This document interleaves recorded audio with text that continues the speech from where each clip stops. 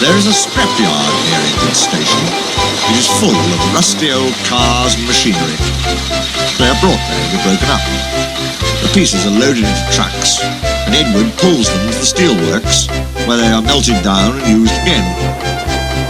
One day, Edward saw a traction engine in the yard. "Hello," he said. "You're not broken and rusty. Well, what are you doing there?" "I'm Trevor," said the traction engine sadly. "They're going to break me up next week." "What a shame," said Edward.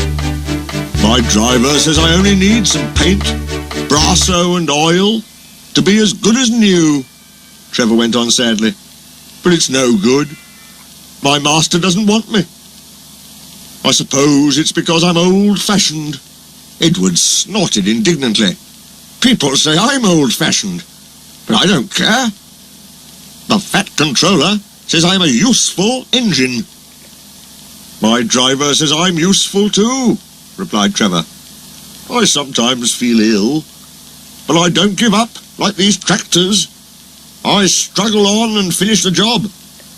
I've never broken down in my life," he ended proudly. "What work did you do?"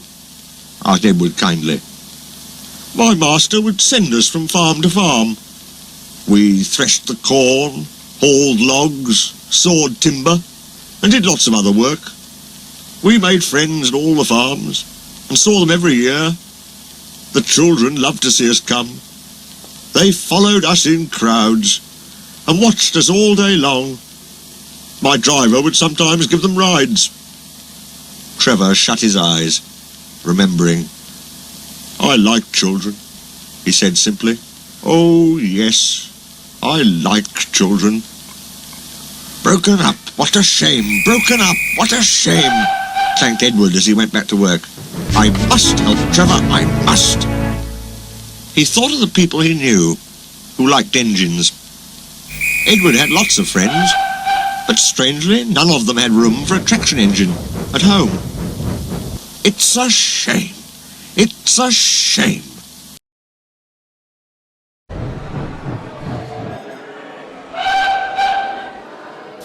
Why didn't I think of him before? Waiting there on the platform was the very person. "Morning, Charlie. Morning, Sid. Hello, Edward. What's the matter, Charlie?" he asked the driver. "There's a traction engine in the scrapyard, Vicar. He'll be broken up next week, and it's a shame. Jem Cole says he never drove a better engine."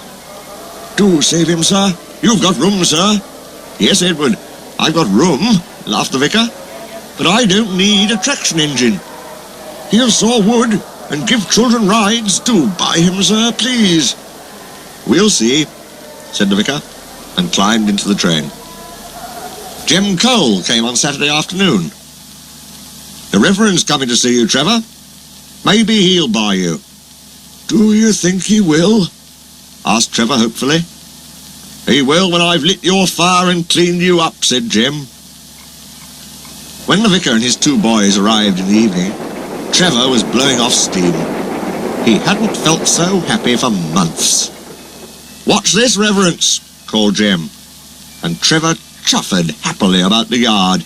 "Oh, Daddy, do buy him," pleaded the boys, jumping up and down in their excitement. "Now I'll try," and the vicar climbed up beside Jem. "Show your paces, Trevor," he said, and drove him about the yard.